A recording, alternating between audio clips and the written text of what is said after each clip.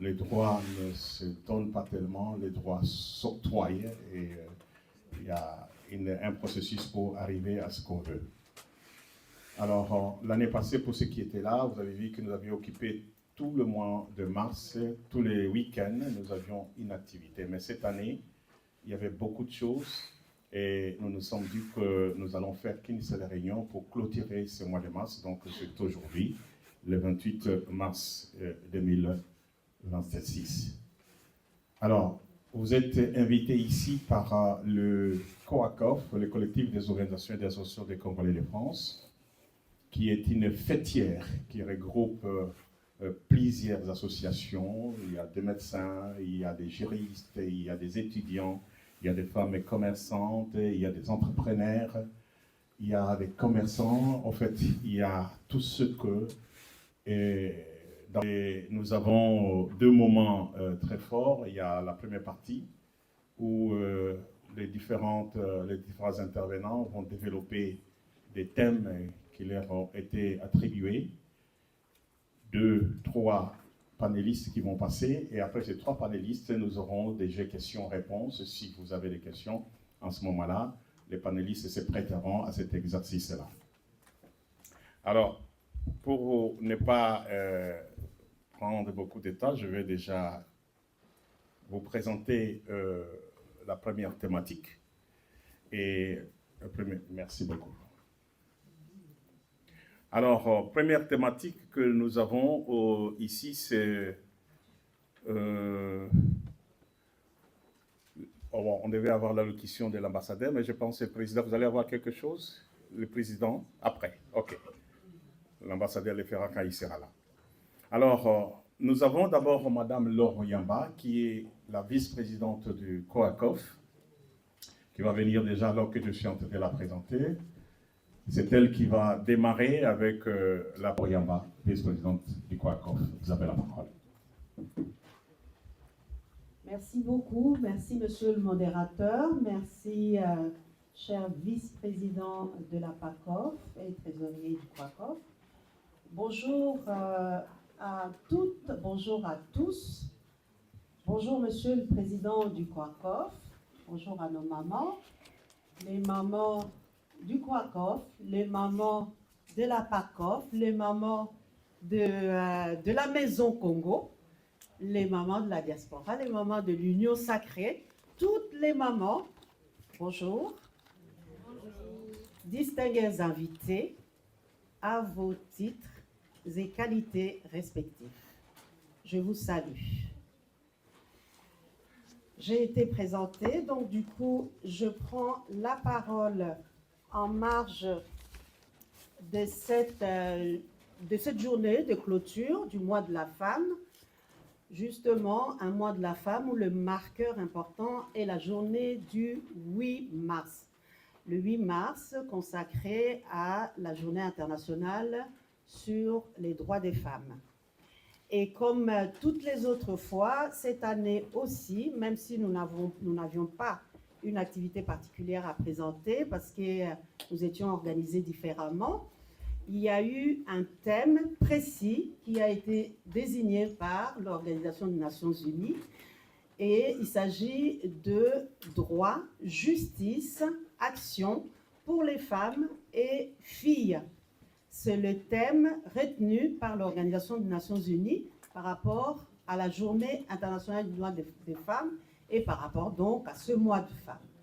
Nous avons voulu décliner ces thèmes suivant ce qui nous paraissait les plus importants pour nous et nous les déclinons sur les violences faites aux femmes, entrepreneuriat et leadership au féminin.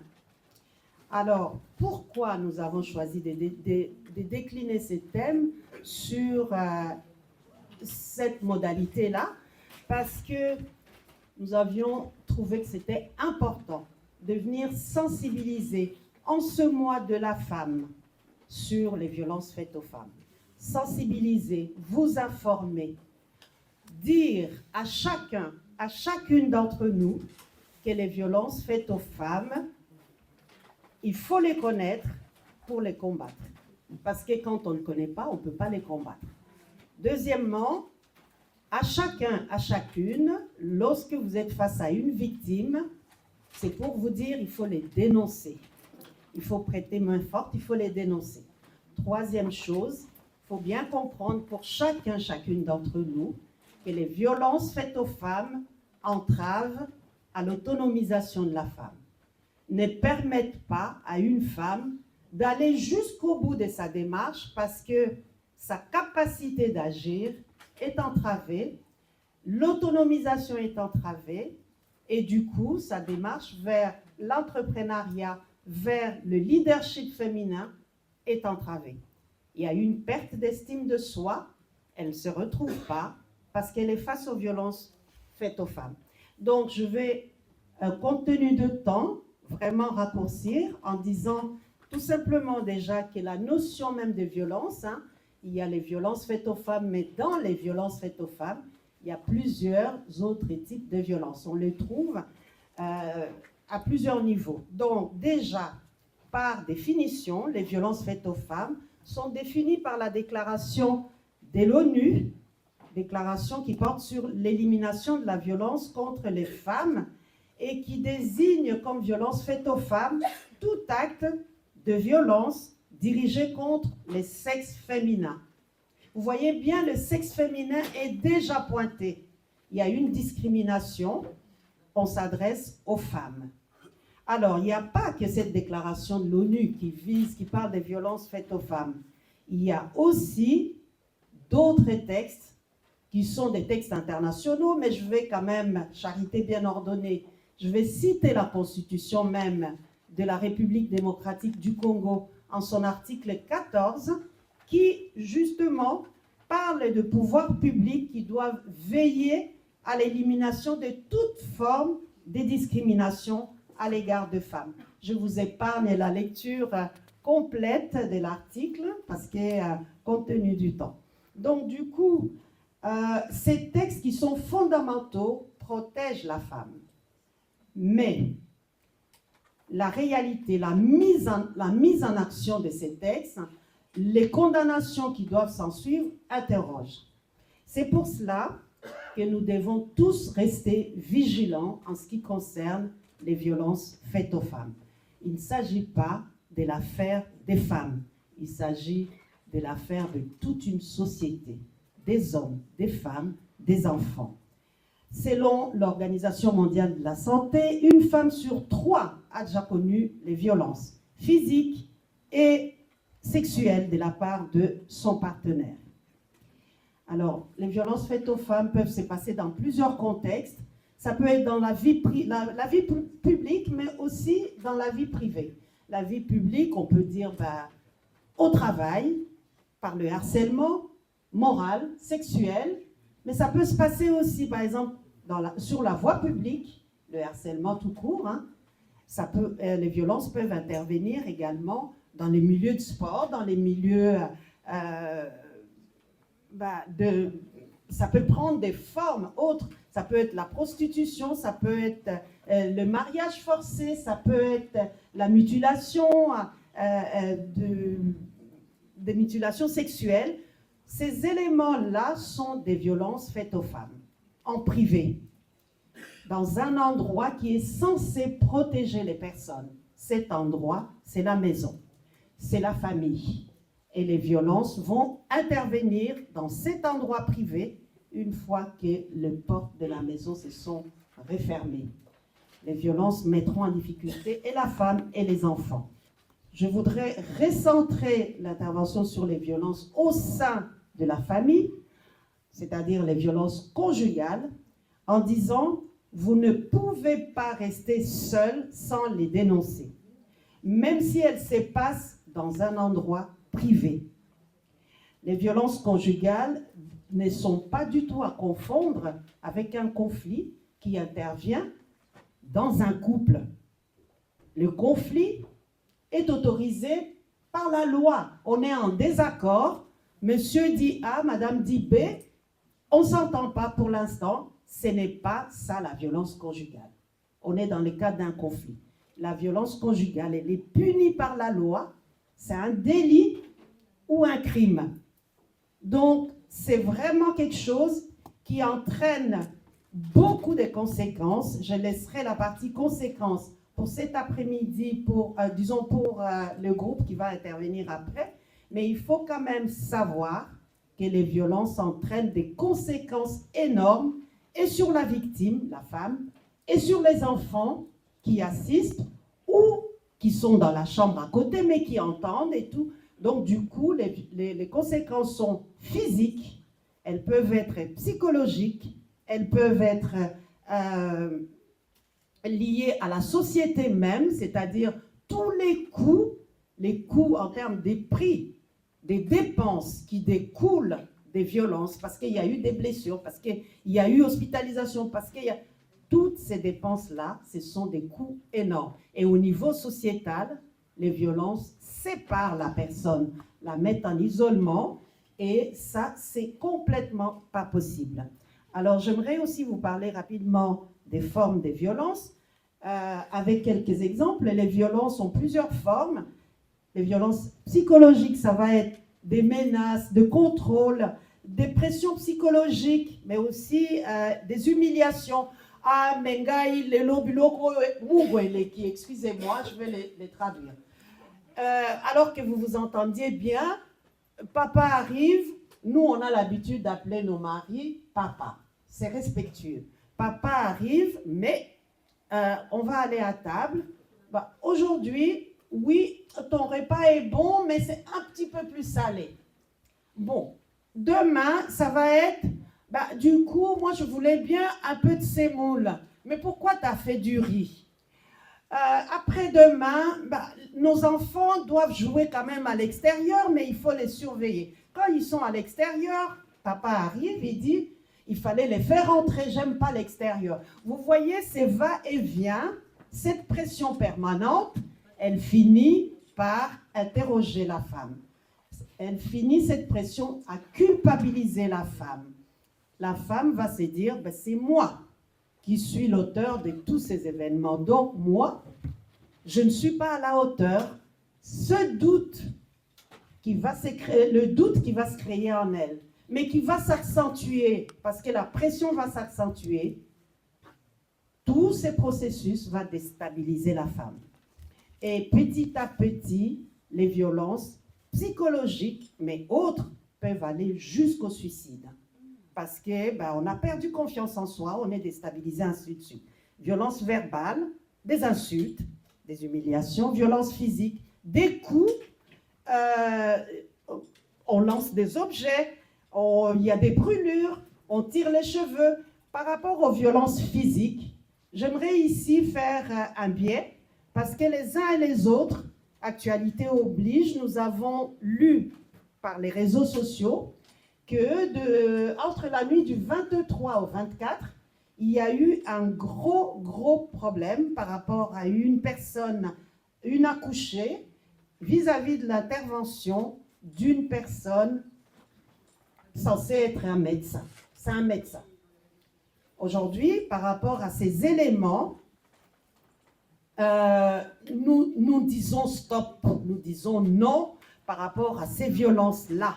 Parce que la femme dénudée, la femme tapée, la femme vulnérable après l'accouchement, non, non et non. Quelles que soient les raisons avancées par les professionnels. Parce que ces professionnels savent très bien qu'il existe d'autres voies et moyens pour intervenir lorsque le patient ou la patiente n'est pas d'accord pour avoir des soins. Donc, il y a aussi des violences économiques. Ne va pas travailler, mais moi, je ne te donnerai pas l'argent, ainsi de suite. Il y a des violences administratives. Tous les papiers, carte d'identité, passeport, tout est fermé dans une armoire à clé. Et c'est monsieur qui se promène avec la clé. Ben, tu n'auras pas accès à cette armoire. C'est la violence administrative. Mais on peut aussi être face à des cyberviolences. Aujourd'hui, de plus en plus. Oui, nous nous sommes aimés à un moment. Oui, nous avions la liberté de faire nos photos. La cyberviolence va dire, eh bien, je vais publier tes photos, ta nudité, tout le monde le saura. Aujourd'hui, lèvons-nous pour dire stop aux violences. Nous aurons d'autres opportunités pour développer les violences faites aux femmes. Mais je vais conclure sur une phrase beaucoup plus positive en disant « heureusement » que les violences faites aux femmes, que les violences au sein de couples n'est pas l'apanage de tous les couples. Il existe des personnes, ce que je viens de dire, c'est lorsque dans un foyer, il y a de la violence.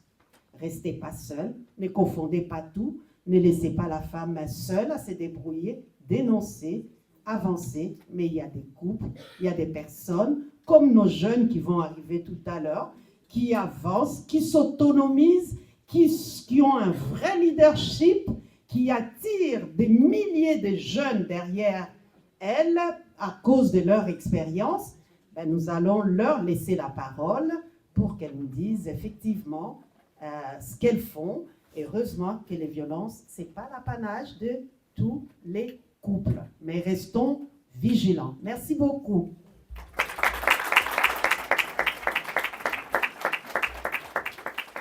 Merci, Maman Loriamba, vice-présidente du COACOF, pour cet exposé. Intervention des 3 panélistes.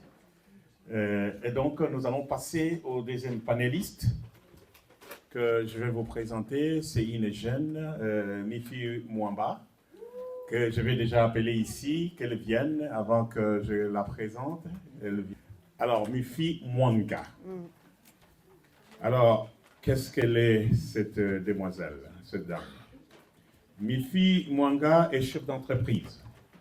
Elle est chef d'entreprise et sa société s'appelle Mamiezi, effectivement des tourismes. C'est une agence de tourisme.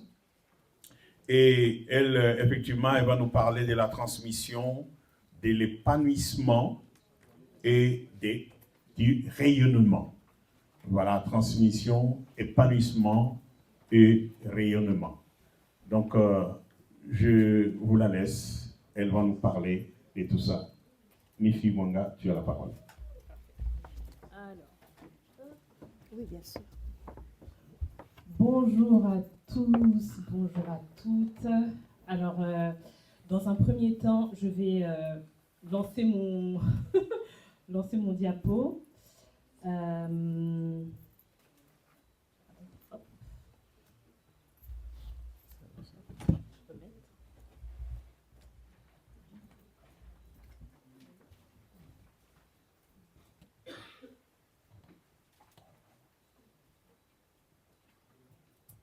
Invité, moi et l'ensemble des panélistes, partageant pour la COACOF qui nous a effectivement invités également. Donc c'est vraiment très valorisant pour nous qui sommes entrepreneurs, particulièrement quand on est des entrepreneurs femmes, parce qu'on a des défis qui nous sont quand même inhérents. Et c'est vraiment valorisant d'avoir une ambassade, un pays qui fait la part belle aux entrepreneuses de la diaspora. Donc je veux vraiment prendre le temps de vous dire un grand merci. Merci. Ensuite, je vais me présenter tout simplement. Donc moi je m'appelle Mifi Mwanga, je suis donc la directrice de l'agence Mamiezi, une agence de voyage spécialisée dans le tourisme, particulièrement sur le continent africain et encore plus particulièrement sur la RDC. Et je vais vous parler de la place particulière qu'a la femme dans le tourisme et dans le tourisme en RDC. Parce qu'on est quand même au sein de la maison. Donc on va parler quand même de cette destination avant tout. Je pense que c'est important. Alors, la place de la femme dans le tourisme. Il faut savoir que la femme, elle est déjà un acteur du soft power culturel de la RDC. Pourquoi je vous dis ça? Je vous dis ça tout simplement parce que 70% des personnes qui organisent les voyages sont des femmes. Ok? Donc ça veut dire que c'est 70% des femmes congolaises qui organisent le voyage de retour au Congo. Pourquoi je dis que c'est un élément de soft power? Tout simplement parce qu'au travers de ces voyages, vous avez la capacité de transmettre votre culture à vos enfants. Et ça, c'est un point qui, pour ma part, est vraiment essentiel. Parce que s'il n'y a pas de transmission de la culture, en fait, notre culture va s'effriter. On habite ici en Europe, on habite ici en France, en Belgique, peu importe les pays. Et en fait, on a cette facilité d'emmener nos enfants dans des pays limitrophes. Ça peut être l'Espagne, ça peut être la Belgique, ça peut être l'Angleterre, c'est très bien, c'est pas une mauvaise chose. Mais en fait, moi, ce que je veux vous inciter cet après-midi, c'est vraiment vous inciter à repartir dans votre pays d'origine avec vos enfants. Et en tant que femme, c'est vous qui avez le leadership de faire ça, en fait. Et je dis encore, j'insiste sur le fait que c'est vraiment un pouvoir que vous avez entre les mains, en fait. C'est bien de les emmener sur d'autres destinations, mais la problématique, c'est que vous ne transmettez pas votre culture à ces enfants et qu'ils se retrouvent quelque part déconnectés de leur culture de base. Okay? Donc ça veut dire quoi? Vous êtes en mesure de transmettre au travers du voyage une langue. Vous êtes en mesure de transmettre au travers du voyage une nourriture. Vous êtes, au travers du voyage, vous transmettez toutes ces choses à ces enfants. Ces choses auxquelles ils ne sont pas accoutumés. Moi, par exemple, la première fois où je suis partie au Congo, avec mes parents, ils m'ont parlé de nourriture, ils m'ont parlé de fruits. Qui connaît les mapoilus ici? Mapoilus, ça parle à qui? Mapoilus. En tout cas, les vrais savent. Mapoilus, qui connaît ici? Mapoilus, c'est comme un espèce de litchi, mais qui a tellement plus de goût. Non, le litchi, c'est rien à côté. Mapoilus, délicieux. Moi, je ne connaissais pas les mapoilus. Je vous donne un petit exemple là, comme ça. Mais c'est mes parents, ma mère qui est là d'ailleurs, qui m'ont appris ça. Vous voyez? C'est eux aussi qui m'ont appris, par exemple, la différence entre les différents types de mangues. Vous avez les mangues à sendé, vous avez les mangues comme ci, les mangues comme ça, qu'on ne mange pas forcément de la même manière. En fait, vous voyez ces petites choses-là. C'est pas ici qu'on peut les leur transmettre. C'est en allant dans nos destinations d'origine. Ok? Ce qui est important aussi, au travers de ça, c'est que vous transmettez aussi une lignée familiale. On est ici en Europe, on a pour certains nos cousins, nos cousines, etc., etc. Mais où sont nos anciens? Nos anciens, ils sont là-bas, en fait. Et encore une fois, c'est la femme a la capacité de transmettre ce lien familial avec les enfants et leur famille à destination.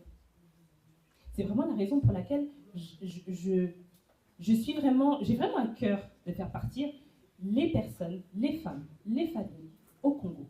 Parce qu'encore une fois, c'est tellement enrichissant. Je répète, c'est tellement enrichissant et tellement important pour la transmission de la culture. Et nous, femmes, vous, mamans, vous avez la capacité, vous avez ce pouvoir entre les mains, en fait. Pas laisser aux messieurs, là. Eux, bon, on les aime beaucoup. Ils ont les portefeuilles. Merci beaucoup, les papas. Mais les mamans, c'est vous qui allez organiser ça, en fait. C'est la raison pour laquelle, vraiment, j'insiste sur vous en cette journée, enfin, en ce mois, en cette clôture du mois de la femme. OK? Oui. Deuxième chose très, très, très importante. Moi, dans le cadre de mon agence de voyage, j'organise aussi des séjours spécialement dédiés aux femmes.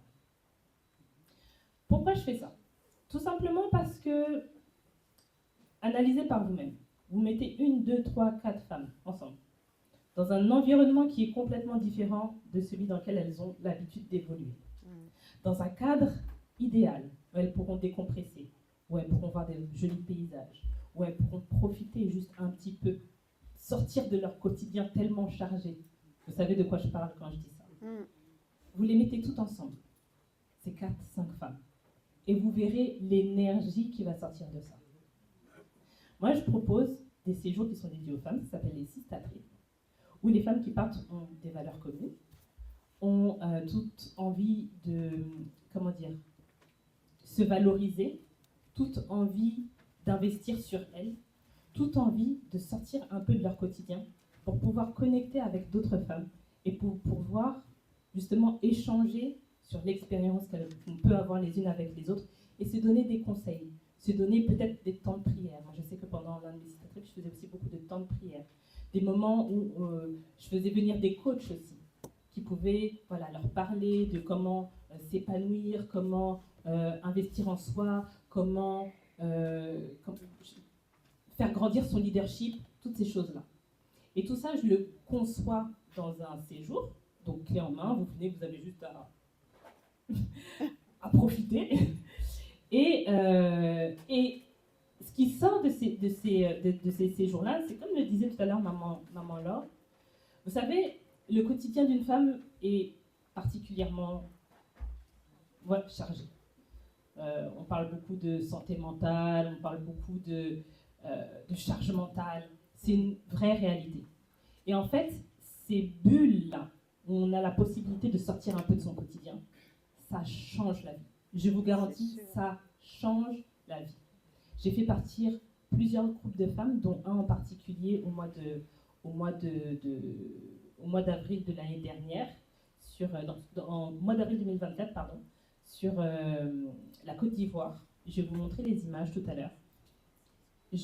En fait, c'est vraiment une expérience qu'il faut vivre et qu'il m'est difficile de raconter parce qu'il s'est passé tellement de choses.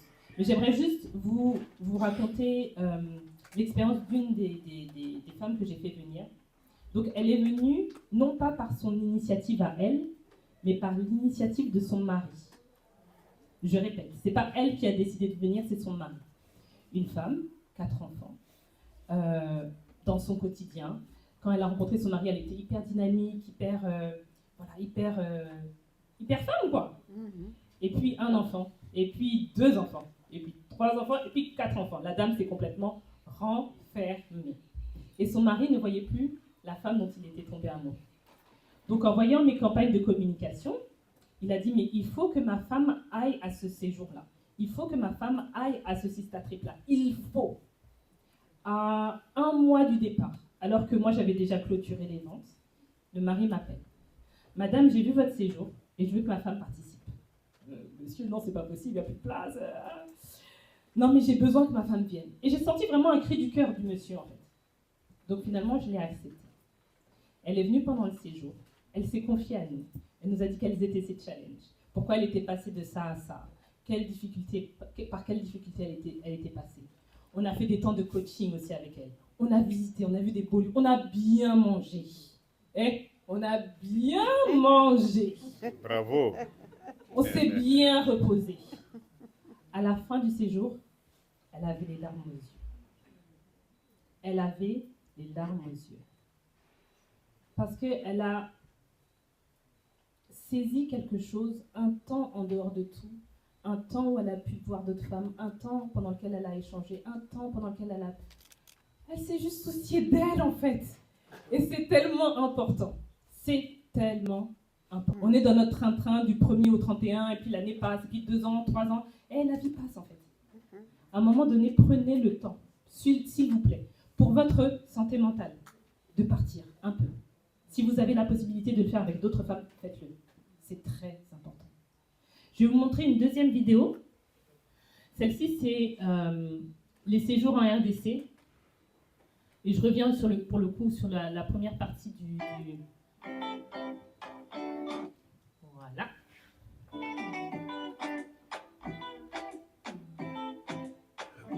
Alors ça, comme vous l'aurez compris, agence de voyage, ça c'est le beau paysage qu'on trouve en RDC. J'ai dit en RDC.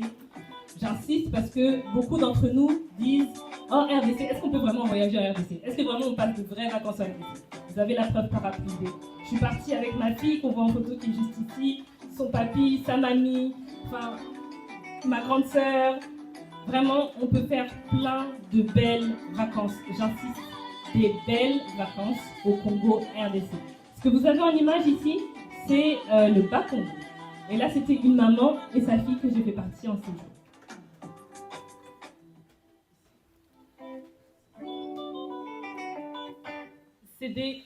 En fait, les images que vous avez là, c'est des vraies vacances avec de vrais clients. Vous avez même mes photos perso. J'insiste, au Congo RDC, on peut vraiment aller passer des vrais séjours et des vraies vacances. Ok? Comme je le disais tout à l'heure, c'est un élément qui va être bénéfique pour vous, parce que ça va vous faire sortir de juste Kin Intramuros, où vous tournez, il fait chaud, les embouteillages, et puis vous rentrez chez vous. Non, c'est pas intéressant. Allez visiter. Vous partez avec vos enfants vont être enrichis culturellement, vous, ça va vous faire du bien, et vous allez voir que ça va renouer et resolidifier encore votre famille. Ok? Merci à tous pour votre attention. N'hésitez pas à me contacter si vous avez besoin, carte de visite, enfin je suis là pour vous, ok? Les vacances d'été arrivent en plus, donc vraiment. En tout cas, Merci beaucoup. Bravo. Bravo. Un applaudissement à notre Mifi Mwanga. Merci beaucoup pour cette présentation qui nous a capturés et qui nous envoie vers des perspectives pour les temps précieux qui arrivent très bientôt. Alors, vous notez toujours les questions, hein, je vous ai dit, vous notez les questions. Après la troisième présentation, troisième pénaliste, nous aurons un moment de G, questions-réponses. Tu veux que je parte pour que tu appelles Jessica? Ah oui. Moi. C'est peut-être plus simple pour moi, non? Plus simple? Ouais. Voilà, je vais appeler maintenant une autre jeune, Madame Jessica Lukaku, qui va venir ici alors que je la présente aussi. Jessica Lukaku. On peut l'encourager avec les applaudissements aussi. Actuellement, est directrice des opérations de la société LKK. LKK Data. Et donc, elle va nous parler du genre et intelligence artificielle et en rapport avec les enjeux, les biais, les opportunités. Et donc, elle est dans ces domaines-là de la nouvelle technologie, les data. Les jeunes connaissent bien ça, mais ceux qui sont aussi dans les affaires connaissent un peu ça. Et l'intelligence artificielle, on ne peut pas s'en passer, on doit tous s'y mettre. Madame Jessica, tu as la parole. Merci. Donc, bonjour, je m'appelle Jessica Lukaku. Je suis à la base géopolitologue de formation.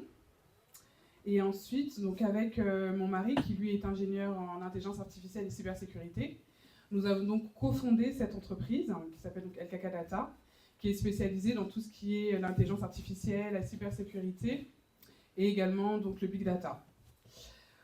Aujourd'hui, donc, je souhaitais un petit peu aborder une certaine thématique qui est donc le genre et l'intelligence artificielle, les enjeux, les biais et les opportunités.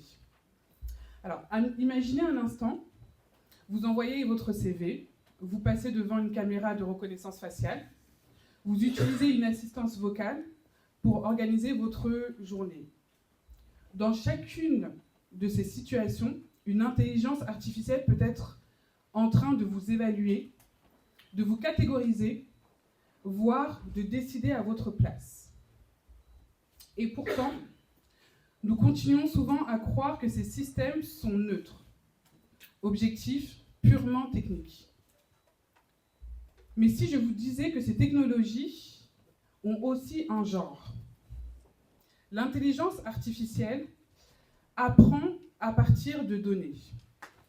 Et ces données sont les nôtres, celles de sociétés profondément marquées par des inégalités.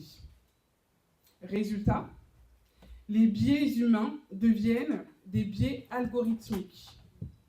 Par exemple, les études récentes ont montré que certains modèles de langage associaient spontanément les femmes à la maison, aux enfants, et les hommes à la carrière et au salaire. Ce n'est pas un bug, c'est un miroir de nos stéréotypes. Mais parfois, ce miroir ne se contente pas de refléter la réalité, il l'amplifie. Exemple, en Autriche, un système d'intelligence artificielle utilisé pour orienter les demandes d'emploi a défavorisé les femmes dans l'accès à certains métiers techniques. Autrement dit, une machine a appris que certaines carrières étaient moins faites pour les femmes et a commencé à agir en conséquence, et ce, à grande échelle.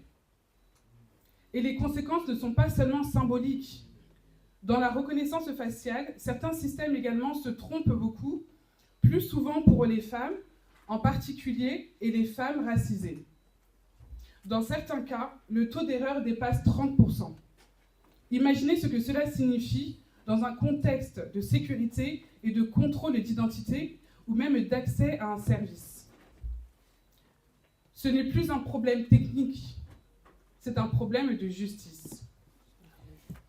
Et avec l'essor de l'intelligence artificielle générative, de nouveaux biais apparaissent. Exemple, demandez à une intelligence artificielle de générer l'image d'une personne compétente. Vous obtiendrez la plupart du temps un homme. Demandez une belle femme, vous verrez apparaître un visage jeune, souvent caucasien, correspondant à des standards très normés. L'IA ne crée pas ces stéréotypes, elle les industrialise. Même les objets du quotidien participent à cette dynamique. Pourquoi la plupart des assistances vocales ont-ils une voix féminine? Pourquoi sont-ils souvent, pour être serviables, sont souvent donc serviables, dociles, parfois même soumis? Ce choix n'est pas neutre. Il encode des rapports et pourvoit dans la technologie elle-même. Alors, faut-il s'inquiéter? Oui. Mais faut-il être fataliste? Absolument pas. Car l'intelligence artificielle a aussi quelque chose d'unique. Certainement, aux biais humains, souvent invisibles et implicites, les biais algorithmiques peuvent être mesurés, testés, voire même corrigés. On peut auditer une IA, on peut analyser également ses décisions, on peut également l'améliorer de différentes manières. Ces opportunités, ce sont des opportunités extraordinaires que nous avons. Et aujourd'hui, des chercheurs et des organismes et des organisations travaillent à rendre tout simplement ces systèmes beaucoup plus équitables qu'elles n'ont été auparavant. On diversifie les données, on arrive quand même à tester les modèles, on met également en place un cadre éthique, ce qui est quand même relativement fondamental. Et surtout, on commence à poser les bonnes questions, c'est-à-dire qui conduit ces technologies, avec quelle valeur, et pourquoi, et pour quel type de société. Car il y a un point essentiel, l'intelligence artificielle n'est pas neutre. Elle est le produit de choix humains. Et aujourd'hui, ces choix sont encore largement faits par des équipes peu diversifiées. Les femmes restent minoritaires dans les métiers de l'intelligence artificielle. Cela signifie que certaines expériences, certaines réalités ne sont tout simplement pas prises en compte. Alors, le véritable enjeu n'est pas seulement technologique, l'enjeu, il est politique, social et surtout culturel. En conclusion, l'intelligence artificielle n'est ni neutre, ni inévitablement biaisée. Elle est le produit de choix humains. Les exemples récents montrent qu'elle peut reproduire, amplifier, mais aussi révéler et corriger des inégalités du genre. L'enjeu n'est donc pas seulement technique, mais profondément politique et social. Il s'agit de décider quel type de société nous souhaitons construire à travers ces technologies. Donc moi, mon message d'aujourd'hui, c'est vraiment d'encourager toutes les femmes à aller dans ce secteur qui est souvent, on va dire, oui, voilà, comme je l'ai dit, donc beaucoup plus masculinisé, alors qu'en réalité, nous pouvons tous y arriver. Maintenant, grâce à certains outils d'intelligence artificielle que nous permettent de nous aider justement à coder, c'est quelque chose qui souvent effraie beaucoup de personnes, parce que oui, effectivement, il faut quand même certains types de compétences, mais nous pouvons les utiliser certaines IA qui nous aident à coder et à créer nos propres logiciels avec nos propres algorithmiques, avec effectivement nos propres biais que nous voulons mettre en avant plutôt que celle qui est présente actuellement sur le marché. Voilà. Merci. Merci beaucoup. Madame Lukaku, nous sommes un peu montés plus haut dans le domaine de la science là. Merci beaucoup pour toutes ces informations et notez toujours vos questions parce qu'on va passer à un moment de jeu questions-réponses.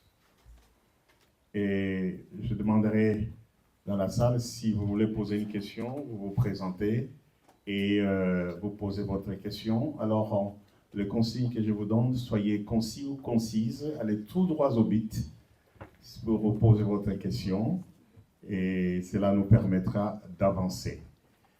Qui est la première ou le premier à prendre? Voilà, il y a une jeune dame qui est là. On n'a pas un micro baladeur, hein?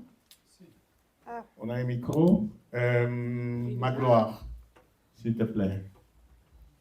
Magloire va nous aider à faire passer ce micro.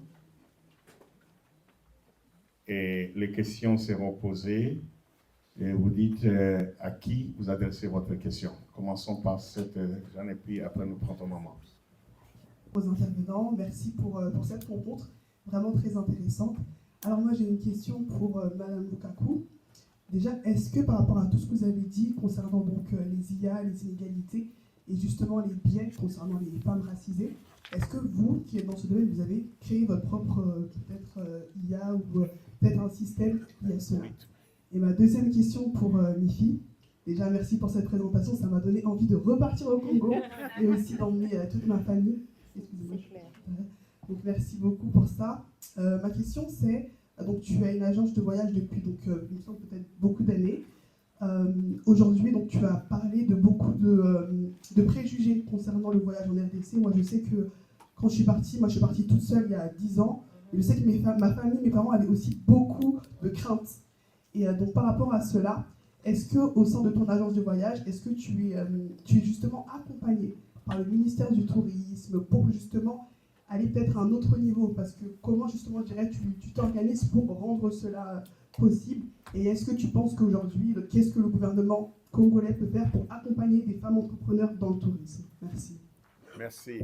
On va prendre... Bonjour. Je suis Sylvie Malossa, fondatrice d'une association Mbela Yamwana. Je suis éducatrice de jeunes enfants.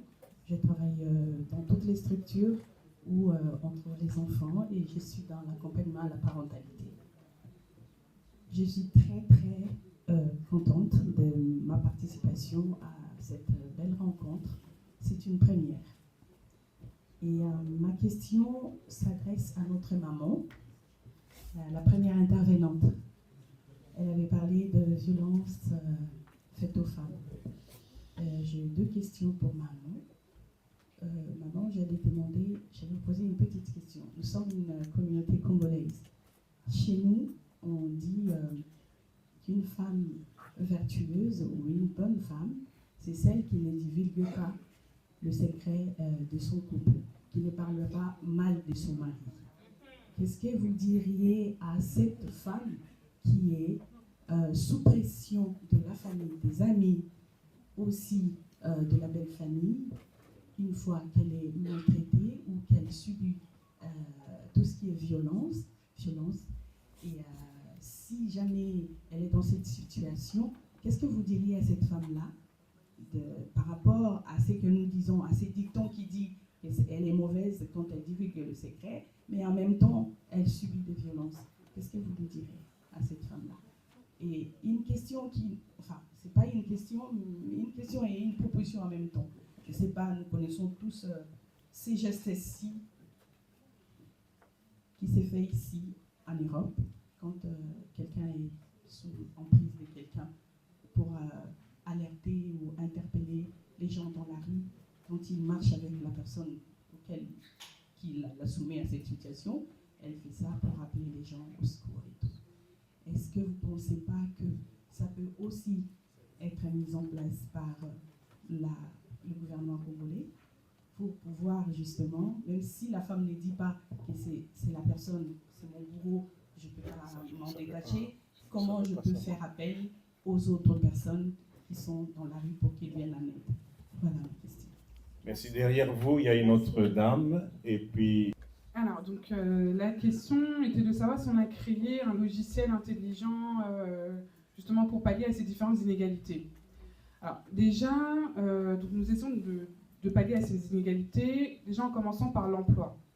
C'est-à-dire qu'à chaque fois quand nous plaçons nos ingénieurs chez nos différents clients, nous faisons en sorte de proposer et un CV masculin, également un CV féminin. Voilà. Parce que nous tenons vraiment à ce que finalement les femmes puissent également accéder à ces emplois. Surtout que la plupart du temps, nous recevons très peu de CV de femmes. Donc dès que nous en avons, nous essayons vraiment de les mettre en avant. Ensuite, concernant le logiciel, oui, un logiciel qui est en cours de création, qui va être créé pour les entreprises en communication et marketing, où là, par exemple, nous avons pris des voix off plutôt masculins que féminins. Voilà, donc ça va être dans toutes ces petites choses qui vont être un petit peu différentes et qui, je pense, vont faire également du bien. Voilà. Bien. Merci Bravo. pour cette réponse et nous attendons ces logiciels Oui, qui, bientôt. cette fois-ci, utiliseront une voix masculine. Voilà, Parce qu'on est exactement. habitué toujours à cette Enfin. dame-là qui parle trop. Alors, Maman Laure Yamba va répondre aussi à ces questions.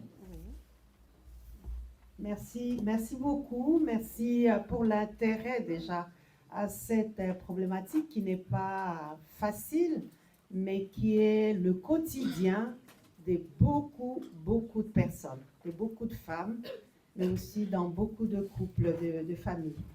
Alors, j'aimerais bien commencer évidemment par la première intervenante, qui est une éducatrice à jeunes enfants, qui est du domaine en fait du social.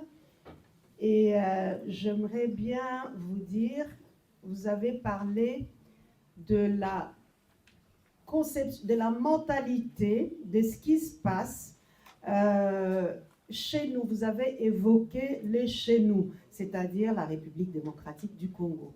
Oui, nous avons une culture. Oui, nous avons nos lois.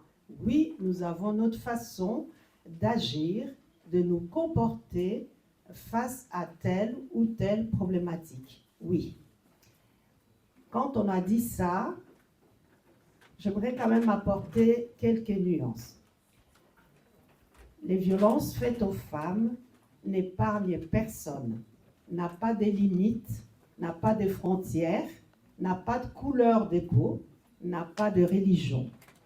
Les violences faites aux femmes sont vécues même par les plus grandes responsabilités des femmes à des hautes responsabilités. La culture qui est la nôtre, c'est vrai, il y a beaucoup de choses qui interviennent, mais si nous voulons que cette culture puisse avancer dans le sens de la protection des femmes, parce que ce n'est pas changer pour changer, avancer, changer pour protéger les femmes et les enfants, eh bien, il est temps de nous lever, de dire ce que nous sommes en train de dire, de dire ce que vous êtes en train de dire, de dire, ben, écoutez, moi je vis les violences conjugales. C'est moi qui suis dans ce couple, c'est moi qui suis tapée, c'est moi qui suis insultée, c'est moi qui vis au quotidien, mais pas que moi, mes enfants aussi. Il est temps de dire non. Parce que tout ce qui était lié, tout ce qui est lié à nos coutumes et à la culture n'est pas forcément ce que l'on veut aujourd'hui. Aujourd'hui, les études ont été faites, beaucoup d'apports dans la littérature, dans les études, mais pas qu'en Europe, même au niveau de la RDC, beaucoup d'institutions ont vu le jour, les associations. Il ne faut pas que nous puissions penser que la lutte contre les violences faites aux femmes est l'apanage que de nous qui vivons en Europe. Au niveau de la RDC, il existe déjà la loi dans la Constitution, mais en même temps, il existe des initiatives publiques, institutionnelles, associatives, qui vont dans le même sens.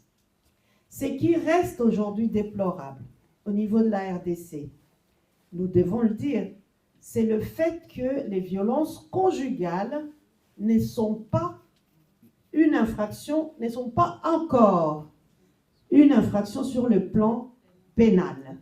La loi n'est pas encore adoptée. Néanmoins, il existe une proposition qui a été faite au Parlement pour que cette proposition soit examinée en vue de combler le vide juridique. Mais au-delà du vide juridique, lorsque les femmes sont victimes de violences, en RDC, beaucoup plus, est-ce qu'il y a un accompagnement social, juridique, médical à la hauteur des violences psychologiques? Eh bien, la question se pose largement. Nous ne devons plus nous taire, nous devons dénoncer. nous devons dire les choses. Alors, il est vrai, nous devons être conscientes qu'il n'y a pas que du vulgaire, les secrets.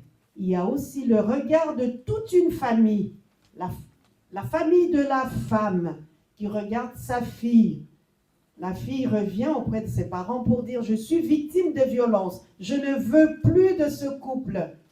La première personne à pouvoir s'opposer à ce qu'il y ait une séparation, à ce que ça puisse s'ébruiter, généralement, ce sont les parents même de la jeune fille. Pourquoi? Parce que aussi, il y a une dimension économique qui va venir s'ajouter.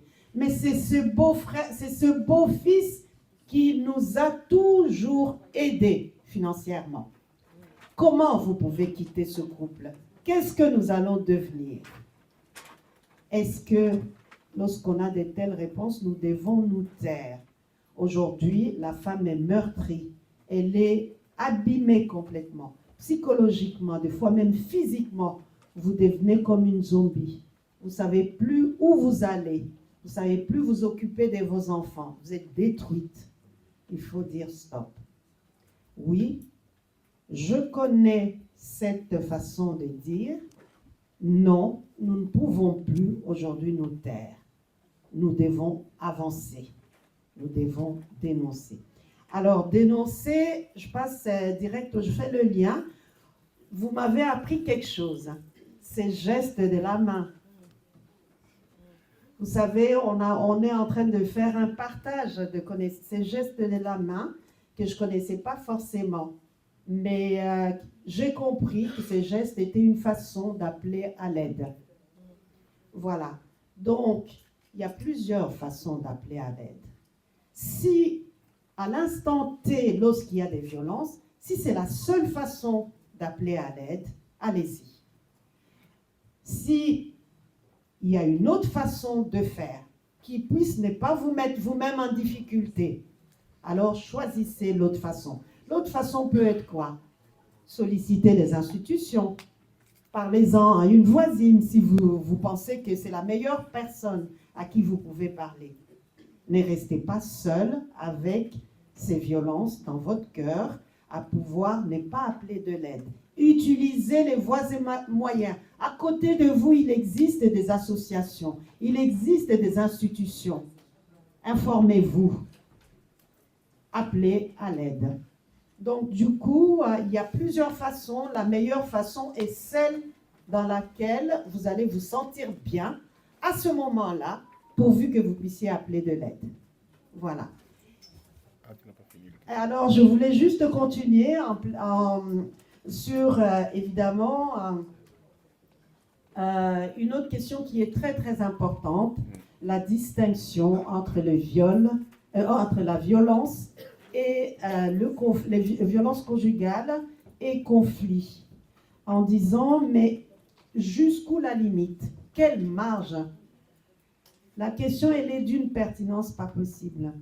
Cette question, elle est même posée par des professionnels qui sont formés en la matière.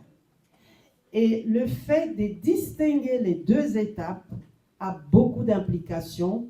Nous travaillons avec des êtres humains, nous conseillons des familles. Votre prise de position peut impacter toute une famille. Il faut connaître, il faut savoir, il faut être formé, il faut être sensibilisé. Ce n'est pas en claquant les doigts qu'on peut de fois distinguer les violences conjugales du conflit. Mais en tout cas, ce qui est vrai, les violences conjugales placent deux personnes dans une relation, vous le sentez, vous le voyez, qui est inégale. Il y a une personne qui est dans une relation de domination par rapport à une autre. Vous n'avez rien à dire, votre parole ne compte pas, on ne vous écoute pas. À la limite, vous ne pouvez même pas en placer une. Votre décision à vous ne comptera pas. Vous devez appliquer, point à la ligne. Il n'y a pas d'égalité. On n'est pas dans le cadre d'une relation symétrique. On est dans quelque chose où il y a quelqu'un qui est au-dessus et une autre personne en bas. il y a une domination. Ce sont les violences conjugales. En cas de doute, informez-vous. Vous êtes entouré aussi des professionnels. Vous pouvez aussi être formé par rapport à cela. Parce que quand on se trompe dans cette distinction, et que moi, en tant que professionnel, je me trompe, j'engage une procédure auprès du juge alors qu'on était face à un conflit familial, c'est une faute. D'où la nécessité de pouvoir très bien distinguer le conflit de violence conjugale.